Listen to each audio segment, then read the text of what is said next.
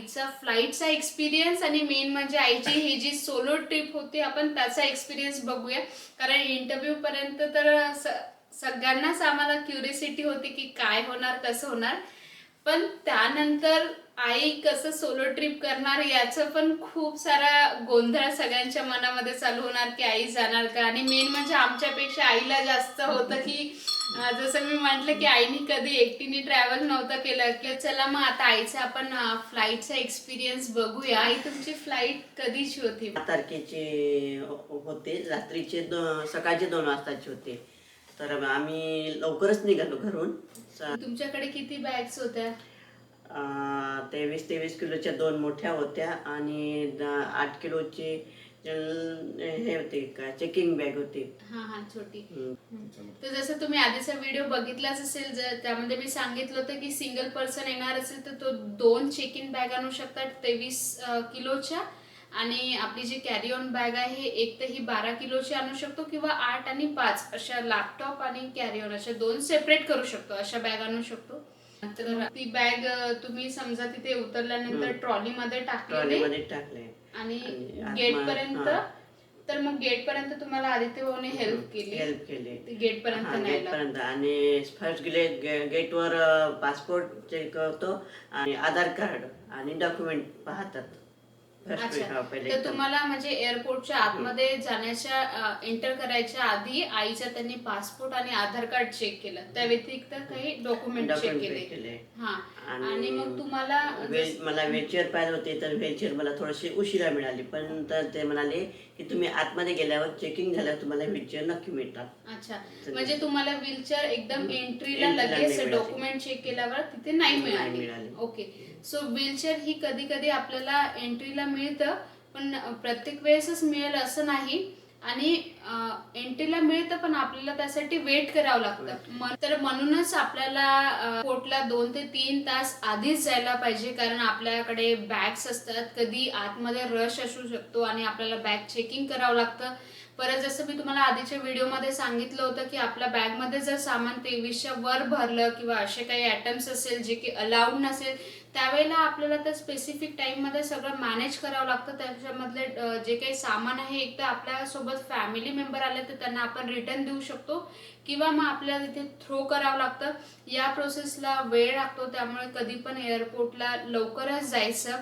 आणि आई तर ऑलरेडी आधीच गेल्या होत्या. म्हणजे तुम्ही एंट्रीला जेव्हा तुम्हाला तिथे व्हीलचेअर असिस्टन्स मिळालं नाही, पण मग अजून तिथे काही ऑप्शन होते का तुम्हाला? काही असे प्रायव्हेट व्यक्ती पण होते असिस्टंट म्हणून, तर ते म्हणत होते की काही पैसे लागेल म्हणून. तर कोणी 500 म्हणत होते, कोणी 800 म्हणत होतं. नंतर थोडेसे पुढे गेले तर एक लेडीज भेटली, ती म्हणाली तुम्ही अकाउंटवर विचारा, चेकिंग मॅनेजर तिथं असतात ते, आणि तिथं तुम्हाला ट्रॉली मिळेल, आपले व्हीलचेअर मिळेल. आपल्याला व्हीलचेअर ही मेन एंट्रीला मिळाली नाही, तरी पण आतमध्ये गेल्यानंतर आपण ज्या एअरलाईनच्या फ्लाईट तिकीट आपण बुक केलेलं आहे, तर आपण तिथे रिसेप्शनलिस्टला किंवा त्यांचा जो पण डेस्क असेल तिथे आपण असिस्टन्ससाठी विचारू शकतो. म्हणजे बाकी लोकांनी पण त्यांना ऑफर केलं होतं की तुम्ही 500 द्या किंवा 1000 द्या.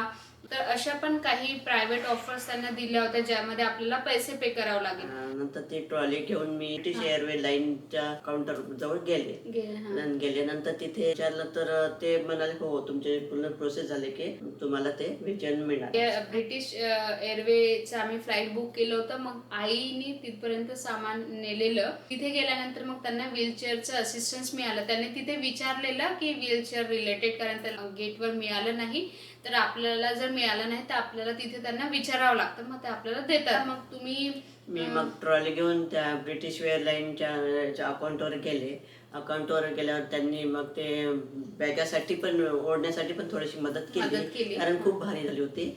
तर त्यांनी ते मग याच्यात काय असं विचारत होते, या बॅगेत आहे का काही, या बॅगेत आहे का काही, तिन्ही बॅगेत काही आहे का असं विचारत होते. तर मग हे चेक इन करताना तिथे विचारत होते का? काही नाही म्हटलं, काहीच नाही म्हटलं. खाण्याचं काही द्यायचं त्याचं ते पण नाही म्हटलं. नंतर खोबरं आहे का म्हणतात, खोबरं आहे का दोन्ही तिन्ही वेळेस विचारलं. मला खोबरं नाही. तर एक वेळा फोन लावून विचारून घ्या म्हणजे मुलाला. ठीक आहे म्हणलं, मुलाला विचारून घेते. म्हणजे तुमच्यासोबत कोणी आला का, हिंदीत बोलले ते सगळं, त्यामुळे ते ठीक आहे म्हणलं, मुलाला फोन लावून विचारते म्हटलं. आणि म्हणजे जसं आईने सांगितलेलं की त्यांना विचारलं की लिक्विड आयटम आहे का किंवा काही आयटम्स आहे का, त्यांनी जसं सांगितलं की खोबरं त्यांना विचारलेलं. त्यामुळे आपण जिथे ट्रॅव्हल करू आणि आपण जी फ्लाईट बुक करू तर त्यांच्या वेबसाईटला एक लिस्ट असते की आपण काय काय सामान नेऊ शकतो, काय अलाउड आहे नाही.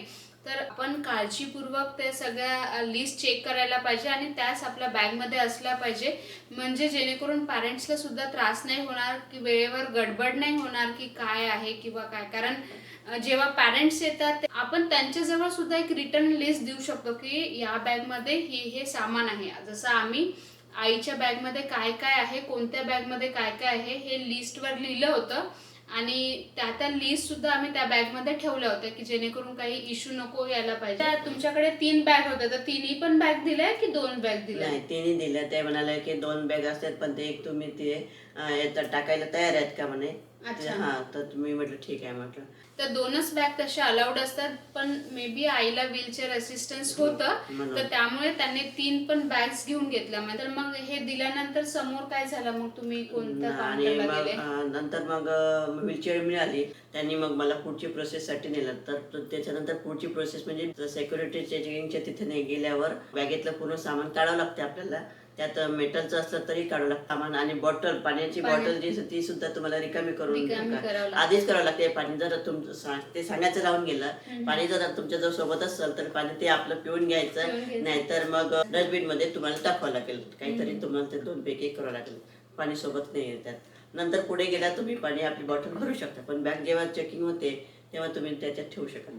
मग तुम्हाला तिथे जॅकेट किंवा शूज सगळंच काढायला लावलं? हा, जॅकेट, हँडबॅग, मेटलचं सामान एका ट्रे देतात, ट्रे मध्ये टाकायचं. ट्रे मध्ये बॅग एका ट्रे मध्ये, दुसऱ्यामध्ये कपडे वगैरे काय असेल मोठे ते टाकायचं. आणि शूज मुंबईत ते नाही करायला सांगितलं, परंतु लंडन मध्ये सांगितलं, तिथे सांगितलं शूज करायला. मग तुम्ही हे सगळं सामान टाकले आणि तुम्ही त्या मशीन मधून गेले, तुम्हाला त्यांनी स्कॅन केलं आणि तुम्ही आतमध्ये गेला. स्कॅन मधून करून त्यांनी आपापलं सामान घ्यायला सांगितलं. मग ते असिस्टन्स तिथेच होता त्यावेळेस? व्हीलचेअर घेऊन पुढे नेतात. अच्छा, मग तो तिथे ही प्रोसेस होईपर्यंत ते सिक्युरिटी चेकिंगला तिथेच थांबला. मग तुमचं सामान भरून झाल्यानंतर त्यांनी तुम्हाला जिथनं तुमची फ्लाईट बोर्ड होणार आहे त्या गेट पर्यंत त्यांनी तुम्हाला पोहोचून दिलं. आता तिथे प्रोसेस झाली म्हणे तुमची, आता तुम्ही चेअरवर जाऊन बसू शकता. अच्छा, मग याच्यामध्ये काही गडबड झाली का? गडबड म्हणण्याचा अर्थ की ते व्हीलचेअर मिळाली नव्हती, त्याच्यामुळे मला असं होतं कधी व्हीलचेअर मिळेल, कधी त्या विचारत होते. आणि त्याच्यातच मुलाचाही फोन आला आणि व्हीलचेअर वाला म्हणाल की बस हे असे पाय ठेवा, हे असे पाय करा. त्या पायाकडे पाहण्यात ते पाय असा नका ठेवू. पाय ठेवायच्या आधी इकडे फोनही चालू होता, इकडे डोक्यात टोपी होते, टोपी कधी बागे घासून पडली माहित असते. आईची टोपी विसरून गेली तिथे. जसं व्हीलचेअरची गरज याच्यासाठीच होते की खूप दूरचा प्रवास आहे तर एक व्हीलचेअर असली की आपल्याला एक कॉन्फिडन्स येतो की नाही, म्हणजे आपण कुठे गोंधळणार नाही किंवा रॉंग गेटला जाणार नाही. ते असिस्टन्स असतात, ते आपल्याला हेल्प करणार आणि आपल्याला त्या मेन गेट पर्यंत पोहोचवून देणार. म्हणजे एक मनामध्ये भीती नाही राहत. जर त्या फ्लाईट टाइमला मग त्यांनी तुम्हाला तुमच्या सीट पर्यंत नेऊन दिलं आणि तुमच्या नंबरला त्यांनी बसवून दिलं. मग अशा प्रकारे आई मुंबईच्या फ्लाईट मध्ये बसल्या आणि मग तिथून ती फ्लाईट होती लंडन पर्यंत. आणि लंडनला पोहोचल्यानंतर मग तिथे पण ट्रेन मध्ये बसताना पण तिथे बोर्डिंग पास दाखवावं लागते. आणि मग आतमध्ये बसल्यानंतर विंडो सीट होती आणि आपल्याला पहिल्यांदा आपली सीट नंबर बघून घ्यायचा, तेव्हाच पुढे होते, नाहीतर मग तिथे गोंधळ होते. तर ते तसं मदत करतात पण आपल्या मनात गोंधळ होतो. आणि मग तुम्हाला नाही मिळाली तर ते बसून देतात बरोबर. अच्छा, मग ती फ्लाईट मध्ये बसल्यानंतर जेवण वगैरे कसं होतं? जेवण आलं तर भाजी पोळी होती, दही, दूध, लोणचं, मध्ये केक होता, ब्रेड होती, बटर, बरेच असे आयटम होते. म्हणजे अशा प्रकारे आईला समजा हिंदू मील मिळालेला. आपल्याला ऑप्शन्स असतात, आपण आधीच चूज करू शकतो. तर आम्ही हिंदू मील घेतलं होतं आईसाठी. आणि मग तुम्ही लंडनला पोहोचले, म्हणजे पूर्ण किती वेळाची फ्लाईट होती? 10:30. 10:30. आणि मग तुम्ही फ्लाईट मध्ये बसल्यानंतर कोणी इंडियन किंवा दुसऱ्या पीपल सोबत इंटरॅक्शन केलं का? म्हणजे तर ते 2 वाजताची असल्यामुळे मला माझ्या जे सीटवर होते त्यांच्याच मदतीने मी थोडंसं म्हटलं की पुढे पुढे काही आलं तर अडचण आली तर सांगेन. हा सांग. म्हणजे जसं की तुम्ही फ्लाईट मध्ये बसता आणि तुम्हाला काही इंडियन फॅमिली दिसत असेल आणि थोडंसं तुम्ही नर्वस असाल किंवा म्हणजे तुम्ही थोडं तुमचं स्वतःहून इंटरॅक्शन वाढवू शकता, जेणेकरून समोर जेव्हा जासाल, जसं की आईला लंडन पर्यंत पोहोचायचं होतं पण लंडन वरून उतरल्यानंतर, कारण ते लोक पण लंडन वरून उतरणारच, ती फ्लाईटच मुंबई टू लंडनची होती, तर आपण थोडं स्वतःहून इंटरॅक्शन वाढवलं तर आपल्याला काही हेल्प लागली तर मग आपण त्यांना विचारू शकतो किंवा त्यांची हेल्प घेऊ शकतो. तर असं आईने पण इंटरॅक्शन केलं होतं. नंतर जेव्हा तुम्ही लंडनला पोहोचले तर मग बाहेर कसे आले? म्हणजे असिस्टन्स आला आतमध्ये तुम्हाला घ्यायला? नाही, आतमध्ये नाही आलं, पण गेटच्या नंतर तिथं राहतात तर ते यायला वेळ लागला कारण माझ्यासोबत जे होते उतरणारे गुजराती मिळाले तर त्या जोडप्यासोबत मी उतरले. मग तिला मिळाली पण मला मग व्हीलचेअर असून सुद्धा मला मिळत नव्हती. मी व्हीलचेअरची वाटच पाहत होते. ते म्हणाले जी आई म्हातारी होती म्हणे मी पटकन आली, असं असं वाटत आहे म्हणे, तुमची व्हीलचेअर येईल म्हणे. मग ते जवळ निघून गेले. मग मी व्हीलचेअरची वाटच पाहत बसले पण मला काही मिळाली नाही. नंतर ते निघून गेल्यावर मला आणखी दुसरे 2 गुजराती पुन्हा मिळाले. तिथे गेले, पुढे गेली तर त्यांच्याच मदतीने मी पुढे पुढे गेली. तर त्यांना ते असिस्टंट मिळालं तर त्यांनी असिस्टंटच्या मदतीने गेले तर मी त्यांच्याच असिस्टंटच्या मदतीने त्याला म्हटलं मी पण एक आहे.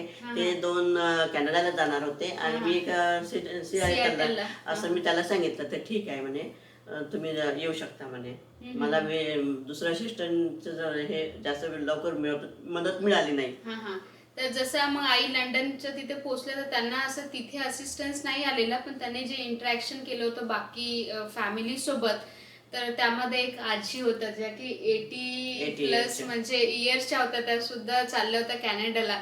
तर दुसरी पण एक फॅमिली होती. मग आईनी ऑलरेडी इंटरॅक्शन केलं तर त्यांच्यासोबत ते गेलेले आणि त्यांना त्यांचं असिस्टन्स मिळालं होतं, पण त्यांची फ्लाईट ही कॅनडाची होती. पण मग त्यांनाच आईने विचारलं की सियाटलसाठी काय आहे, मला हेल्प पाहिजे म्हणून.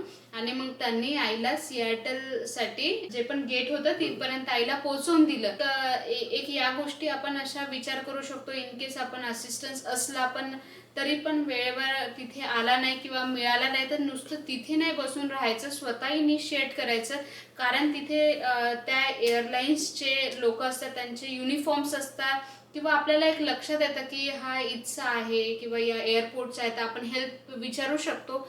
तर जसं आपल्याला इंग्लिश नाही जरी बोलता आलं पण एक सिंपल सेंटेन्स आपण बोलू शकतो, आय नीड अ हेल्प असं, किंवा आपले तिकीट्स वगैरे दाखवू शकतो. किंवा मग तिथे आपल्याला कोणी इंडियन फॅमिली आजूबाजूला दिसत असेल तर आपण त्यांच्या मदतीने कम्युनिकेशन करून जे आपण इनिशिएट करायचं.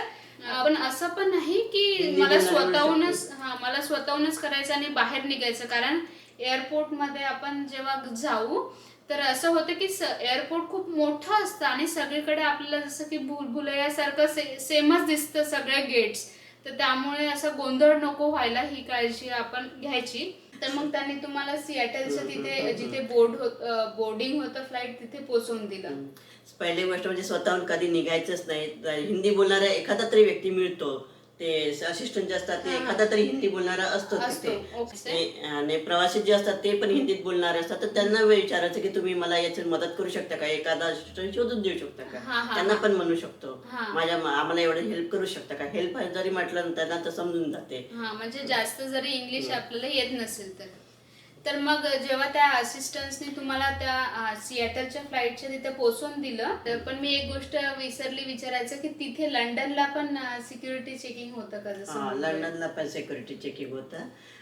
तर त्यांच्या मदतीने मग वेटिंग रूमला त्यांनी नेलं. वेटिंग रूम मध्ये बसलो. वेटिंग रूम मध्ये गेल्यावर त्यांनी म्हणजे व्हीलचेअर द्यायच्या वाटतं आम्हाला सगळ्यांना पायीच फिरवलं. 5-5 जणांना व्हीलचेअर दिलं. ते गाडी पण त्यांनी घेतली, तोही स्वतः पैदल चालला, आम्हाला एक पैदल नेलं. म्हणजे ते बाकीचे जे कपल फॅमिली होते जास्त वयस्कर नव्हते, माझ्या एजचे होते. म्हणजे त्यांची पण व्हीलचेअर होती. पण तेच मेन जसं मी व्हीलचेअरचं इम्पॉर्टन्स सांगितलं की हेल्पसाठी.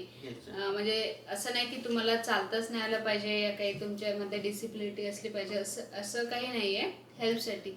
तर मग तुमचा तिथे जो लेओव्हर होता म्हणजे किती वेळपर्यंत? 7 तासाचा होता. मग तुम्हाला मेन म्हणजे कसं वाटलं जेव्हा मुंबईच्या एअरपोर्ट मध्ये आपली माणसं सारखं फील झालं असेल की आपल्या इंडिया मधले, कारण जेव्हा तुम्ही लंडनला गेले तेव्हा तिथे काय वाटलं तुम्हाला? तर वेटिंग रूम मध्ये गेलो तर तिथे आणखीच वेगवेगळे व्यक्ती पाहायला मिळाले. तिथे वेगवेगळे तर होते, काही अमेरिकन पण, US चे अमेरिकन पण होते आणि त्याचं आफ्रिकन पण छान होते. म्हणजे इनफॅक्ट जे कल्चरल थीम होती किंवा राहणीमान किंवा पोशाख हे त्यांचे वेगळं होतं आपल्यापेक्षा. आणि म्हणजे तुम्हाला असं वाटलं आपण काही वेगळ्या दुनियेत आलो की काय? हा हा. म्हणजे मग तुमचा टाइम समजा जो इकडे तिकडे पाहण्यात आणि ऑब्झर्वेशन करण्यामध्येच आईचा जो टाइम होता लंडनचा, जो फर्स्ट फ्लाईटचा, तो चालला गेला की नवीन नवीन गोष्टी ऑब्झर्व करण्यामध्ये. आणि मग तिथे तुमचा टाइम झाल्यानंतर जेव्हा तुमची फ्लाईट बोर्ड होणार तर तिथे तुम्ही जवळच होतं डिस्टन्स तिथं तिथे पण म्हणजे असिस्टंट बसलेलेच असतात. ते प्रत्येकाचं नाव घेतात, त्यानुसार त्या फ्लाईट नुसार ते बोर्डिंग पास चेकिंग करतात आणि नाव त्या बोर्डिंग पास नुसार त्यांना आवाज देतात. मग आमच्या चेकिंग झाल्याची वेळ आली की तुम्ही मग जाऊ शकता म्हणे. तर मग ते गाडी व्हीलचेअर आली, पुन्हा 5 जणांच्या सीटची व्हीलचेअर होती, ते आली मग एकत्र गाडी. त्या गाडीमध्ये मग आम्ही 5 जण बसलो आणि ते नेलं. त्यांना पुढे पुढे नेले. इतके भुलभुल्यासारखं होतं की ते कुठे नेले असं वाटत होतं आम्हाला. खूपच गोल गोल गोल गोल फिरवून दिलं, याचा लिफ्ट मधून त्या लिफ्ट मध्ये, त्या लिफ्ट मधून या लिफ्ट मध्ये. म्हणजे आईसोबत ते होते जे दुसरी जी फॅमिली, ते पण कॅनडा जात होते. ते कॅनडा जात होते, मी सिएटलचं नाही, ते कॅनडा. गेट्स वेगळे होते पण सेम असिस्टन्सने त्यांना पोहोचवले. पण मग त्यांना कॅनडाच्या गेटवर पोहोचवल्यानंतर आई एकट्याच होत्या त्या गाडीमध्ये आणि त्यांना फिरवत होतात. आणि मग अशा प्रकारे त्यांनी तुम्हाला गेटवर पोहोचवलं. पण या सगळ्या ओव्हरऑल जर्नी मध्ये तुमच्या फोनचं नेटवर्क चालू होतं का? मोबाईल नेटवर्क होता परंतु इंटरनेट नव्हतं. पण तुमचं मोबाईल चालू होतं? म्हणजे मोबाईल चालू होता पण नेटवर्क नव्हतं. हा हा. ऍक्च्युली आईचं सिम जे होतं ते BSNL होतं, तर आम्ही त्याला पोर्ट केलं होतं एअरटेल मध्ये. कारण अशा प्रकारे त्यांनी असिस्टन्सने तुम्हाला गेटवर पोहोचवलं आणि त्यांना त्यांच्या कॅनडाच्या गेटवर पोहोचवलं आणि मला माझ्या सिएटल गेटवर दिलं. या पण फ्लाईट मध्ये तुमचं विंडो सीटच होती? विंडो सीटच मिळाली. आणि बाकी कसं वाटलं तुम्हाला? व्ह्यूज कसे वाटले बाहेरची खिडकी पाहण्यासारखे? तर मग येताना काही आयलँड असतात त्याचे पण व्ह्यू छान असेल, काही तुम्हाला एकदम पूर्ण बर्फाचा किंवा असा व्ह्यू दिसला असेल? बर्फाचा व्ह्यू दिसला, समुद्राचा पण, महासागराचा तो पण. सगळीकडे पाणी पाणी दिसत होतं, कुठेच असं म्हणजे वाटत होतं इतक्या खाली मोठं समुद्र, खाली पाणीच पाणी, वर आकाश, असं पूर्ण. तर हा तसा पण खूप मोठा प्रवास आहे, त्यामुळे आपण ओव्हरऑल एक आयडिया येते की आपली पृथ्वी कशी असेल ही बघायला. म्हणजे या इंटरनॅशनल फ्लाईट मध्ये आम्ही पण खरंच खूप एन्जॉय केला होता आणि हा छान एक्सपिरियन्स असतो. त्यानंतर जेव्हा तुम्ही सिएटलला पोहोचले नंतर मग कसं झालं बाहेर यायला? सिएटल हे आईचं फायनल डेस्टिनेशन होतं आणि तिथे आम्ही जाणार होतो घ्यायला आईला. मग तुम्हाला तिथे सिएटलला पोहोचल्यानंतर असिस्टन्स मिळाला का? असिस्टंट ते मराठीत जवळ पडतं, त्यांच्या बोलण्यात मी असिस्टंट शोधण्यात विसरूनच गेले. त्याच्यामुळं मग पुढे पुढे चालत गेली आणि असिस्टंट असं अर्ध चालून गेल्यावर आपण चालतच आहे, आपली व्हीलचेअर आहे, हे मी गोष्ट आणखी त्याच्यात. म्हणजे असं झालं की आई डेस्टिनेशनला पोहोचल्या तर असिस्टन्स विसरूनच गेला. तर आईला असं वाटलं, म्हणजे असिस्टंट म्हणजे एक आपल्याला एक भीती असते. मग आईला झालं की आता आपलं डेस्टिनेशन आलं, म्हणजे आता आपण निवांत झालं असं. उतरण्याची घाई होती, भेटण्याची घाई होती आणि खूप दूरचा प्रवास होता. हा पूर्ण किती तासाचा झाला समजा? म्हणजे हा टोटल 28 तासाचा हा प्रवास होता. मग तुम्ही उतरल्यानंतर त्या ज्या फॅमिली होती तिथे त्यांनी तुम्हाला बॅग काढायला हेल्प केली? ते बॅग चेकिंग जे फिरून येतात ना त्या गोल सर्कल म्हणून, त्यांची ट्रॉली घेतली आणि ट्रॉलीमध्ये बॅग टाकण्याची मदत केली. त्यांनी मदत. त्यानंतर मग तुम्ही इमिग्रेशन पुढे होते ना, मग हा, तुम्ही त्या इमिग्रेशन डेस्क कडे गेले आणि तिथे तुम्हाला काही क्वेश्चन्स हा, विचारले का? तिथे विचारलं तर तसं ते इंग्रजीत बोलला, पण मी त्याचं उत्तर दिलं नाही. तर त्याने मग पेपर होता असं, म्हणजे आपल्या याच्या मराठी आणि हिंदी दोन्ही भाषेत होता. आणि त्यात ऑप्शन होते, ऑप्शनवर बोट ठेवून त्यांनी ते प्रश्न विचारले. पहिल्या प्रश्नात ते होतं की तुम्ही कुठे चालले, तर ते बेटेकडे, बेटा या परिवार असं मित्र परिवार, तर मग मला बेटेकडे चाललो, बेटा मुलाकडे चालले असं त्याला सांगितलं. म्हणजे चौथ्या नंबरवर बोट ठेवलं. नंतर दुसरा प्रश्न होता की तुम्ही सोबत काही आणलं का, फळ काही, तर ते त्याच्यातले 5 पैकी मी कोणतंच नाही आणलं सांगितलं. आणि नंतर होता तुम्ही किती दिवस राहणार, तर 1 महिना, 2 महिने, 3 महिने, 5 महिने, 6 महिने, असं ते त्यात ऑप्शन होते. एवढे क्वेश्चन. हा, म्हणजे जसं की इमिग्रेशनच्या तिथे आईला पहिल्यांदा त्यांनी इंग्लिश मध्ये विचारलं, पण आईला इंग्लिश मध्ये येत नव्हतं, तर आईने हिंदीमध्ये बोलायचं ट्राय केला. तर त्या इमिग्रेशन ऑफिसरने समजून घेतलं की यांची नेटिव्ह इंग्लिश नाहीये म्हणून. मग त्यांनी आईला एक क्वेश्चन्सचे फॉर्म दिला रिटर्न मला, त्याने हिंदी दोन्ही याच्यामध्ये क्वेश्चन्स होते आणि मल्टिपल ऑप्शन्स होते. अशा प्रकारे तुमचं इमिग्रेशन सुद्धा डन झालं. आणि नंतर मग आई ती ट्रॉली घेऊन बाहेर आल्या. मंगेश आलेलेच होते, आजी माझ्या मंगेशसोबत माझी नात आलेली. त्यांना कधी भेटते असं पाहून हा असं मला अनावर नाही झालं.